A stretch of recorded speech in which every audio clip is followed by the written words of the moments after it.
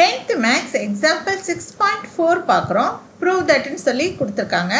இப்போ நம்ம இந்த எல்ஹெச்எஸை எடுத்துக்கிட்டு இதிலிருந்து இந்த ஆர்ஹெச்எஸை கொண்டு வர போகிறோம்.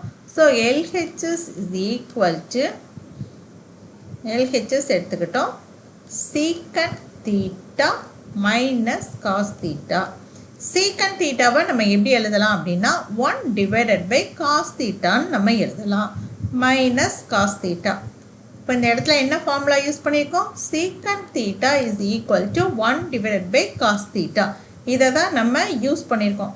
என்னெல்லாம் யூஸ் பண்ணியிருக்கோமோ அதை ஒரு பாக்ஸில் போட்டு காமிச்சிருங்க. அப்போ தான் நீங்கள் என்ன செய்கிறீங்க அப்படிங்கிறது தெரியும். இப்போ பாருங்கள், காஸ் தீட்டாக்கு கீழே 1 இருக்குதுன்னு அர்த்தம். இப்போ இது ரெண்டுக்கும் நம்ம எல்சிஎம் கண்டுபிடிக்க போகிறோம். எல்சிஎம் கண்டுபிடிக்கிறது எப்படின்னா கீழே இருக்கிறது ரெண்டையும் மல்டிப்ளை பண்ணி டினாமினேட்டரில் எழுதிக்கணும். அப்போ cos theta into 1 cos theta. இப்போ இதுலேருந்து கிராஸ் மல்டிப்ளை 1 இன்ட்டு 1 ஒன்னே தான். ஓகே, இப்போ இது ரெண்டையும் மல்டிப்ளை பண்ணுங்கள். 1 மைனஸ் இப்போ cos theta into cos theta இது ரெண்டையும் மல்டிப்ளை பண்ணோம்னா காஸ் ஸ்கொயர் தீட்டா. ஓகே, இப்போ 1 மைனஸ் காஸ் ஸ்கொயர் தீட்டா அப்படிங்கிறது என்ன அப்படின்னா sine square theta. 1 minus cos square தீட்டாவை நம்ம எப்படி எழுதலாம்? சைன் ஸ்கொயர் தீட்டான்னு எழுதலாம். இதுவும் ஃபார்முலா தான். அதனால் இப்படி நம்ம ஒரு பாக்ஸில் போட்டு காமிக்கிறோம் எந்தெந்த ஃபார்முலா நம்ம எங்கெங்கே யூஸ் பண்ணியிருக்கோம் அப்படின்னு சொல்லிட்டு. அப்போ நம்ம என்ன பண்ண போகிறோம்? 1 மைனஸ் காஸ் ஸ்கொயர் தீட்டாக்கு பதில் சைன் ஸ்கொயர் தீட்டா அப்படின்னு நம்ம எழுதுகிறோம் divided by cos theta. Okay, இப்போ இந்த சைன் ஸ்கொயர் தீட்டாவையே நம்ம எப்படி எழுத போகிறோம் அப்படின்னா sine theta into sine theta அப்படி எழுதுகிறோம்.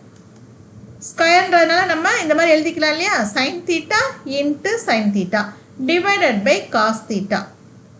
இப்போ நம்ம sine theta divided by cos தீட்டாவை நம்ம என்னன்னு சொல்லுவோம்?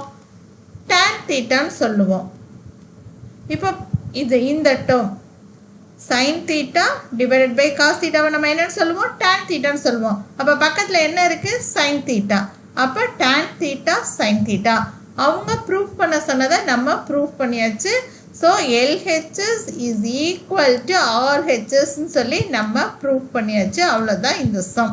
ஓகே, எந்தெந்த ஃபார்முலா யூஸ் பண்ணியிருக்கோம் அப்படிங்கிறத மட்டும் நம்ம சைடில் எழுதி ஒரு பாக்ஸ் பண்ணிட்டோம்னா நம்ம இதை தான் யூஸ் பண்ணியிருக்கோம் அப்படிங்கிறது தெரியும். அவ்வளோதான் இந்த சம். இப்போ நம்ம அடுத்து எக்ஸாம்பிள் 6.5 பார்க்கலாம்.